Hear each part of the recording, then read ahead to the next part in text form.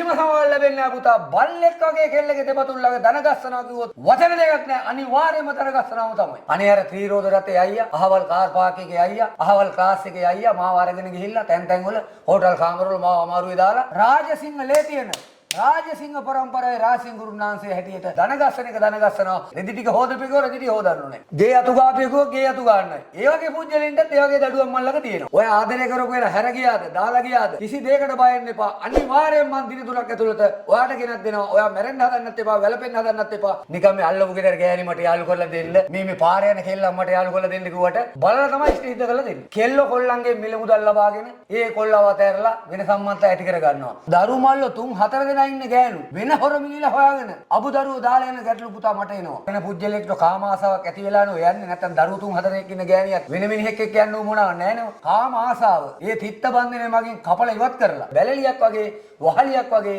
ආය යන්න නැති වෙන්න තමයි මම දෙපතුල ළඟ දන ගස්සනවා කියන එක කිව්වේ. විශ්වයේ ආකර්ෂණ බලේ තමයි මම මේ දේවල් නැවත එකතු කරන්නේ. මරණයටපත් වෙන්න යන දරුවෝ ගොඩ අරගෙන ඒ දරුවෝ එකතු කරලා කිරි පැණි වගේ දරු මල්ලෝ සමගම හම් වෙන්නවා. තරුණ තරුණියෝ මේ තමන්ගේ ජීවිතේ පවා නැති කරගන්න මට්ටමට මාලාකට ඇවිල්ලා තියෙනවා. මම ඒ දරුවෝ නිසි ආකාරයේ දරුවන් නිසි උපදෙස් දීලා නිසි ලෙස ඒ ආදරේ නැවතත් එකතු කිරීමේ গুপ্ত විද්‍යාව පැත්තේ ආකර්ෂණ බලවේගයක් මම සතුව තියෙනවා. පිටරටට යනවා. ෆෝන් එකේ මොකෙක් හරි එක්ක සම්බන්ධතාවයක් ඇති කරගන්නවා. පොලිසිය හෝ වේවා, හමුදාය හෝ වේවා. ගෙවල් අතු ගාලා, කැතකුණු හොදලා, වලන් හොදලා අර අරාබිකාරයන්ගෙන් බැනුම් අහලා ගන්න මුදල මෙන්න මෙවුන්ට දානවා. අවසානයේ ලංකාවට එන්න හදනකොට මේකේ යතේ 7-5ක්වත් නැහැ. ඉතින් ඒ වගේ අයටත් මම පිළිහිටීම් කර දෙනවා. ඒ මිල මුදල් අරන් දීලා ඒ දරුවන්ට සාධාරණ කිස්ටි කරලා දෙන්න. එවැනි දේවලුත් මම හරියාකාරව කරලා දෙනවා. රාජසිංහ පරම්පරාවේ පැවතගෙන එන මේ ශාස්ත්‍රයේ গুপ্ত ශාස්ත්‍රයේ කවදාකවත් මම වැරදි ලෙස භාවිතා කරන්නේ නැහැ. අවමාන කරන්නේ නැහැ. අවමන් විඳින්න දෙන්නේ නැහැ. මගේ අත්තලා මුත්තලා සීයලේ රැකගත්ත දේ ඊටත් වඩා එහා දැනුමකින් මගේ දැකපුරුද්ද, කලපුරුද්ද, පළපුරුද්ද අනුව මං නිසියාකාරව දරුවන්ට සිද්ධ කළ දෙන මිස කවදාකවත් බොරුවක් ප්‍රෝඩාවක් කරමින් දරුවා පහතාවලක් කරන්නේ නැහැ. අල්ලපු ගෙදර එක වාහනයක් ගෙලාවොත් මේ ගෙදර එක වාහනයක් ගේන්න හදනවා. ඒකේ දේ කරගන්න බැයි නම් එක්ක වරුට හතුරුකමක් ගුරුකමක් මොකක් හරි දෙයක් කරනවා. එක්ක මිනි අලු ටිකක් හරි හිනවා. ඒකල එක නැත්තර නැති කරන්න හදන්නේ. ඉතින් ඒ වගේ දේවල් වලදී අර වින කොට වින බන්ධන බහිරව පූජා ඒ හැම දෙයක්මත් කරලා ගෙවල් දොරවල් ආරක්ෂා කිරීම ඒ සියලු වැඩ කටයුතු මම හරියාකාරව කරනවා. වෙළඳ ව්‍යාපාරික ඇද වැටි තිබෙනවා නම් අපි මේ ආකර්ෂණ වසී යන්ත්‍රයක් ඒ ස්ථානයේ ස්ථාපිත කරමින් ඒ දරුවන්ට ඒ දියුණුව ලබා දෙනවා. එතකොට නඩු හබජය ගැනීම වලට විශේෂ තෛලයක් තිබෙනවා. ඒ තෛලේ ගාගෙන ගිය හැටි ඒ පුතාගේ පැත්තට සාධාරණයක් ඉෂ්ට වෙන විදිහට සාධාරණ විදිහට ඒ වැඩ කටයුතු මම කර දෙනවා. ඒ වගේම මේ හැම දෙයකටම යන්ත්‍ර මන්ත්‍ර গুপ্ত කලාව පැත්තෙන් ඕනම දෙයක් මම හරියාකාරව දරුවන්ට කර දෙනවා.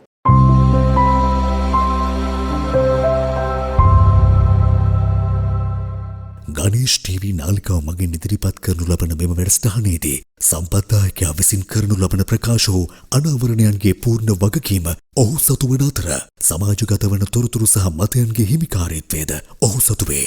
වසර 5000ක් පුරාවට මහ පොළොව මත වැළලී කිය ශ්‍රේෂ්ඨ සූර්ය වංශික ශිෂ්ටාචාරයක ලේ උරුමයක සොයා යන ශ්‍රී ලාංකිකයන්ගේ දැනුම් පිපාසාව වෙනුවෙන් පමණක් අප විසින් මෙම වැඩසටහන ඉදිරිපත් කර ඇත. මෙම කරුණු විශ්වාස කිරීම හෝ නොකිරීම ඔබ සතු කාර්යයක් වන අතර මෙකී කරුණු මූලික කරගෙන සිදු කරන්නා වූ කිසිදු මුදල් ගනුදෙනුවක් සඳහා ගණේෂ් ටීවී YouTube නාලිකාව වගකියනු නොලැබේ. වැඩසටහනට ඔබතුමා බොහොම ගෞරවයෙන් යුක්තව බොහොම ආදරයෙන් යුක්තව පිළිගන්නවා. අයිබෝන් කියලා. අයිබෝන්. රාජසිංහ ගුරුන්නාන්සේ කිව්වහම දන්නේ නැති කෙනෙක් නැහැ. ඒ තරම් ඔබතුමාගේ නම හරි ප්‍රසිද්ධයි. හරි ගැඹීරයි ඔබතුමාගේ නම. ඒ තරම් මිනිස්සු හරි ආදරේ ගෞරවණීයයි ඔබතුමාට.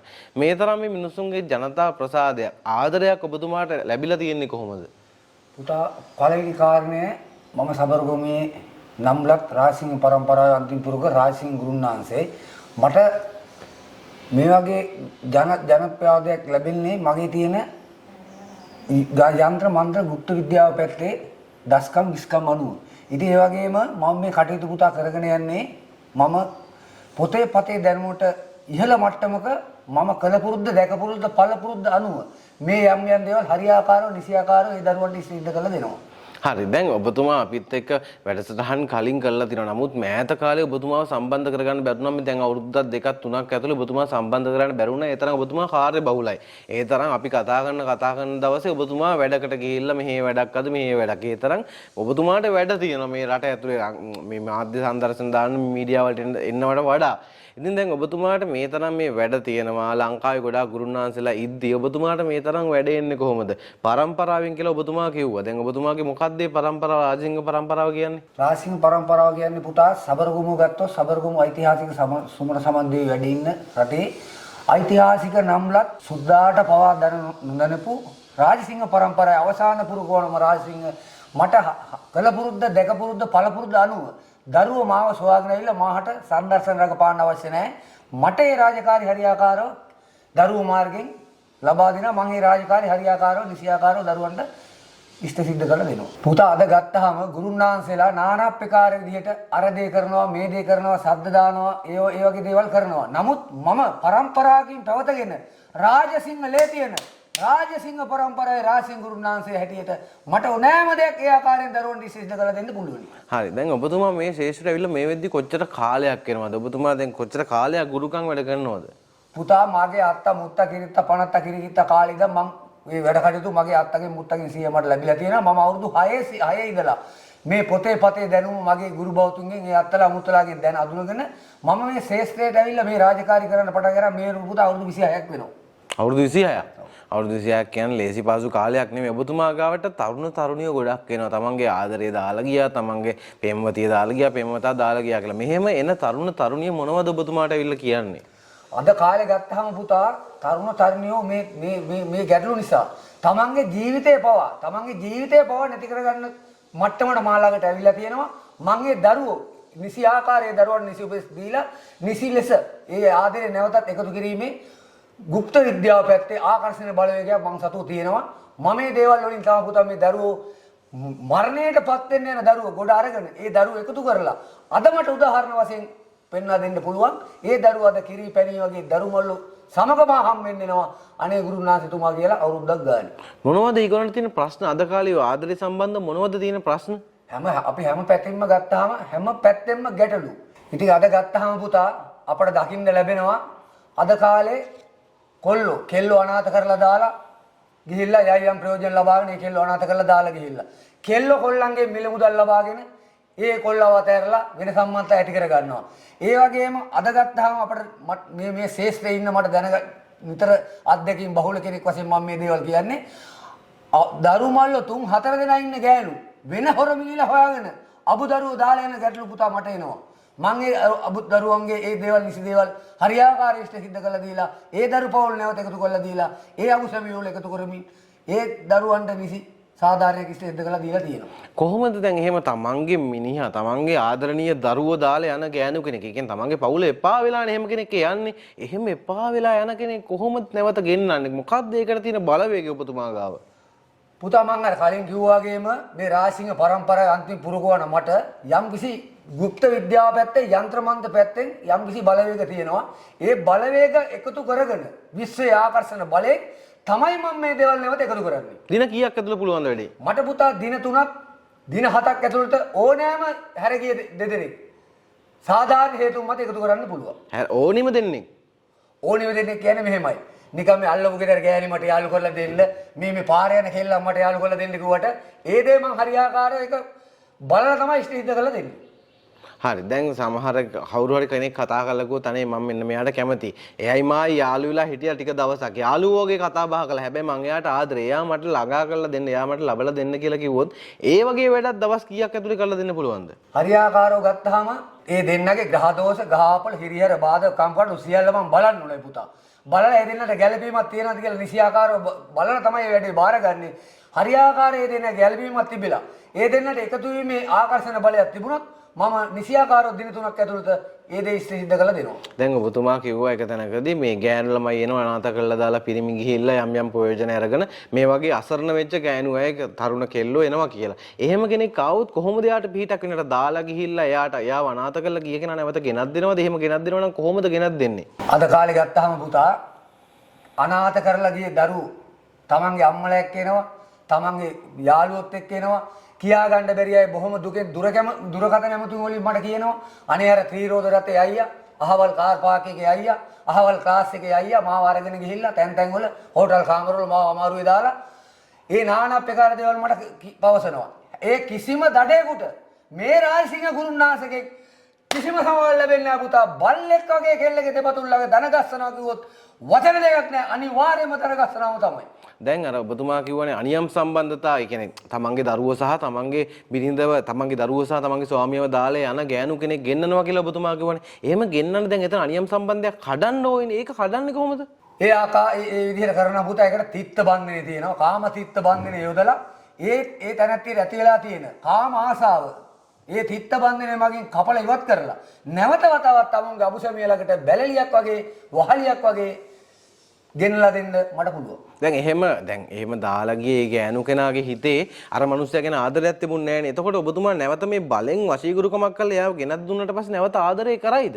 ඒක තමයි පුතා යම්කිසි වශී කර්මයක් ඇතුළු කරනවා කියන්නේ. කෙනෙක්ගේ හදවතක් තුළ යම්කිසි කෙනෙක් කෙරෙහි එපා වීමක් ඇති වෙලා වෙන පුජ්‍යලයකට කාම ආසාවක් ඇති වෙලා නෝ යන්නේ නැත්නම් දරුවෝ 3-4 ඉන්න ගෑණියක් වෙන මිනිහෙක් එක්ක යන්න උවමනව නැහැ නෝ. ඉතින් ඒවට නිසි ක්‍රම වේද තියෙනවා. ඉතින් ඒ ආයන්නේ ආය යන්නේ නැති වෙන්නේ තමයි මම දෙපතුල ළඟ දන ගස්සනවා කියන එක කිව්වේ. ඒ කියන්නේ තමන්ගේ මනුස්සයට ආදරෙන් තමයි එවැනි වැරදි වැඩ කරන ගෑනුන්ට මම දාන්නේ. තමන්ගේ මනුස්සයට ආදරෙන් ඉන්නවා. තමන්ගේ මනුස්සයට ආදරෙන් ඉන්න විදිහට තමයි මේ දේවල් කරන්නේ. හරි. දැන් ඒ විදිහට වහල් බන්ධනයක් දාලා තමන්ගේ අකීකරු බිරිඳ. එහෙම නැත්නම් ඕක අනිත් පැත්තට පුළුවන් ස්වාමියාට පුළුවන්. දැන් බීලා ඉවිල්ලා තමන්ගේ ගෑනිට ඕනටලා ගහන පිරිමි ඉන්නවා. එහෙම ඉන්නවනේ පිරිමිත් ආයාලේ යන අනාචාරය යන පිරිමි ඉන්නවනේ. එතකොට ගෑනු කෙනෙක් ඇවිල්ලා තනේ මගේ මනුස්සයා මගේ ළමයින්ට බලන්නේ නැහැ. මෙහෙම මේ මනුස්සයා දඩාවතේමයි කියලා කිව්වොත් ඒ පිරිමියාගේ පැත්තට වහල් බන්ධන දාන්න පුළුවන්. එහෙම කළා තියනවද? අනිවාර්යයෙන්ම ඒ දෙපාර්ශ්වයට මේ දේ පොදුයි පුතා. අනිවාර්යයෙන්ම පිරිමි පාර්ශ්වයෙන් එවැනි වැරද්දක් සිද්ධ වුණත් ඒ ගැහණියට සාධාරණයක් සිද්ධ කළ දෙන්න මේ රාසී ගුරුනාථේ දෙපාරක් හිතන්නේ. අනිවාර්යයෙන් මේ දේ සිද්ධ කළ දෙනවා. ගෑනු පාර්ශ්වයෙන් පිරිමි පාර්ශ්වයෙන් මේ වගේ දේවල් වෙනවා. මද්ද්‍රව්‍ය වලට ඇබ්බැහි වෙලා තමන්ගේ අබුදරු අදුනන්නේ නැහැ. ගෙදර බිරිඳ අදුනන්නේ නැහැ. කුස්සියේ තියෙන බත් මුට්ටිය අදුනන්නේ නැහැ. ඒක පොලේ ගහනවා. එක්ක දරුවන්ට අධ්‍යාපන කටයුත්තක් කරගන්න දෙන්නේ නැහැ. ඒ අයට හිරිහැර කරනවා. ගෙදර බිරිඳ නැවුන්ට පහර දෙනවා. ඉතින් ඒ වගේ චපල පිරිමින්ට පවා මගේ කිසිම සමාවක් නැහැ.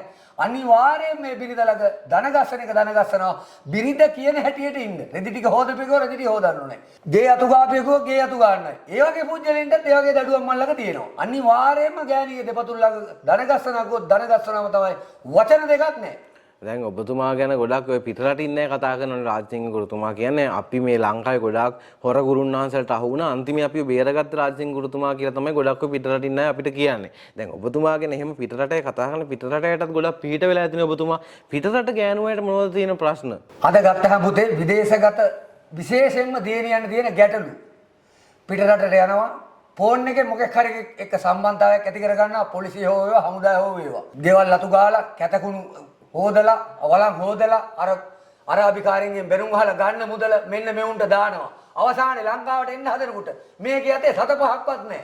ඉතින් ඒ වගේ අයටත් මම පිළිහිටවීම් කර දෙනවා. ඒ මිල මුදල් අරන් දීලා ඒ දරුවන්ට සාධාරණ කිසිද කරලා දෙන්න එවැනි දේවලුත් මම හරියාකාරව කරලා දෙනවා. කියන්නේ මේ වශීගුරුකම් පැත්තෙන් වශීගුරුකම් විතර නෙවෙයි අනියම් සම්බන්ධතා කැඩීම වහල් බන්ධන දැමීම මේ ඕනි දෙයක් කරන්න පුළුවන් කෙනෙක් තමයි රාජසිංහ ගුරුන්වහන්සේ කියලා කියන්නේ. කවදාවත් ඔබතුමා කරපු මේ වශීගුරුකමක් කවදාවත් වැරදිලා නැද්ද? රාජසිංහ පරම්පරාවේ පැවතගෙන එන මේ ශාස්ත්‍රයේ গুপ্ত ශාස්ත්‍රයේ කවදාකවත් මම වැරදි ලෙස භාවිතා කරන්නේ නැහැ, අවමාන කරන්නේ නැහැ, අවමන් විඳින්න දෙන්නේ නැහැ.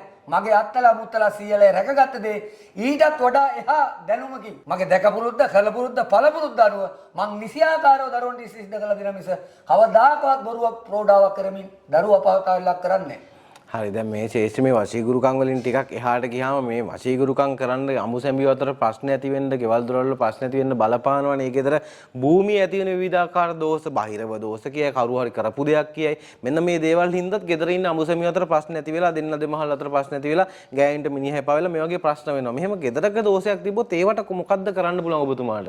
අද අපි ගත්තාම දරුවෝ අල්ලපු ගෙදර එක වාහනයක් ගෙලාවොත් මේ ගෙදර එක වාහනයක් ගේන්න හදනවා. එවැනි පැත්තක් හැදිලා තියෙන්නේ. ඉතින් ඒ අතරතුර ඊට පස්සේ ඒ දේ කරගන්න බැයි නම් එක්ක වරුවට හතුරුකමක් ගුරුකමක් මොකක් හරි දෙයක් කරනවා. එක්ක මිනි අලු ටිකක් හරි හිනවා. ඒකල එක නැත්තර නැති කරන්න හදන්නේ. ඉතින් ඒ වගේ දේවල් වලදී අර වින කොඩු වින බන්ධන බහිරව පූජා ඒ හැම දෙයක්මත් කරලා ගෙවල් දොරවල් ආරක්ෂා කිරීම ඒ සියලු වැඩ කටයුතු මම හරියාකාරව කර දෙනවා. කියන්නේ ඕනි දෙයක් ඒ කියන්නේ ගුරුකම් පැත්තෙන් වශී ගුරුකම් විතරක් නෙවෙයි. ඔබතුමා මේ ශේෂ කරන අනිකුත් දේවලුත් අපි කෙටියෙන් මතක් කරමු. මේ මිනිස්සු කැමති නඩුහබ දිනා ගන්න ඊට පස්සේ දියුණු ඇති කරගන්න ඒ දේවලුත් අපි පොඩ්ඩක් මතක් කරගමු ඔබතුමා ඒව කරනවා නම්. ඒක තමයි වෙළඳ ව්‍යාපාරික ඇදවැටි තිබෙනවා නම් අපි මේ ආකර්ෂණ වශී යන්ත්‍රයක් ඒ ස්ථානයේ ස්ථාපිත කරමින් ඒ දරුවන්ට ඒ දියුණුව ලබා දෙනවා.